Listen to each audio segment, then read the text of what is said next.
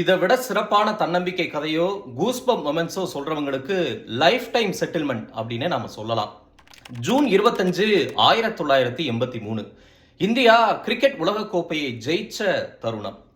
India cricket உலகக்கோப்பை தொடருக்காக இங்கிலாந்துக்கு போய் இறங்குறாங்க. கையில பணம் இல்ல, போதிய பயிற்சி இல்ல, ஏன் பயிற்சியாளரே இல்ல, வெறும் மேனேஜரை மட்டும் கூட்டிட்டு போய் அங்க மேனேஜ் பண்ணிட்டு இருக்கிறாங்க. நம்ம டீம் பிளேயர்ஸ் கிட்டேயே நம்ம ஏதோ ஒரு ஃபாரின் ட்ரிப் வந்திருக்கோம் அப்படிங்கிற ஒரு மூடு தான் அங்க இருக்கு.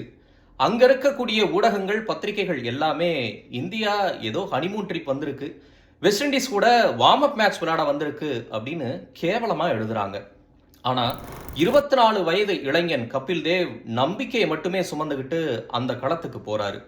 சரியா இங்கிலீஷ் பேச வரல, கூட இருக்க டீம்மேட்ஸ் கிட்ட இருந்து ஒத்துழைப்பு எதுவுமே கிடைக்கல.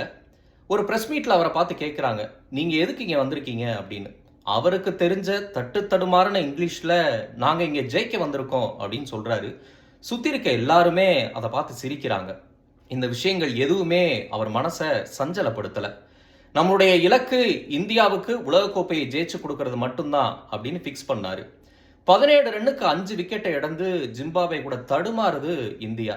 அவ்வளவுதான், இனி ஏற கட்டிட்டு ஊருக்கு கிளம்ப வேண்டியதா அப்படின்னு யோசிச்ச டைம்ல 138 பாலுக்கு 175 ரன் அப்படின்னு ஒரு அதி அற்புத இன்னிங்ஸை விளையாண்டு இந்தியாவை கரையேற்றினாரு கபில் தேவ். அந்த இன்னிங்ஸை பார்க்கக்கூடிய அதிர்ஷ்டம் நமக்கு கிடையாது. அதுக்கு பின்னாடி ஒரு சுவாரஸ்யம் இருக்கு.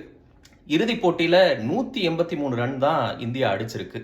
நாம ஜெயிக்கிறோமோ தோக்குறோமோ சண்டை செய்யணும் அப்படிங்கிற ஒரு எண்ணத்தோட களத்துக்கு வர்றாங்க. வெஸ்ட் இண்டீஸ் விளையாட ஆரம்பிக்குது. விவியன் ரிச்சர்ட்ஸ் பேட்டை சொடட்ட தொடங்குறாரு. தூக்கி அடிக்கப்பட்ட ஒரு பந்தை எங்கிருந்தோ ஓடி வந்து கபில் தேவ் கேட்ச் பிடிக்கிறாரு. அவர் பிடிச்சது கேட்ச் இல்லைங்க, மேட்ச், உலக கோப்பை. கிரிக்கெட்டின் மெக்கா அப்படின்னு சொல்லப்படக்கூடிய லார்ட்ஸ் மைதானத்தோட கேலரியில நம்பிக்கையை மட்டுமே சுமந்து சென்ற கபில் தேவின் கைகள் உலக கோப்பையை உயர்த்தி பிடிக்குது. இந்திய கிரிக்கெட் மட்டும் இல்லைங்க, உலக கிரிக்கெட்டின் வரைபடத்தையே மாத்தின ஒரு மேஜிக்கல் மொமெண்ட் அந்த மொமெண்ட். அது நடந்த நாள் இன்னைக்கு. இது வெறும் உலக கோப்பைக்கு மட்டும் இல்ல, உங்களுக்கும் எனக்கும் உண்மையான நம்பிக்கையோட ஒரு விஷயத்தை செயல்படுத்த தொடங்கினா வெற்றி உறுதி அப்படின்னு சொல்லக்கூடிய அதிசிறந்த வாழ்க்கை பாடம்.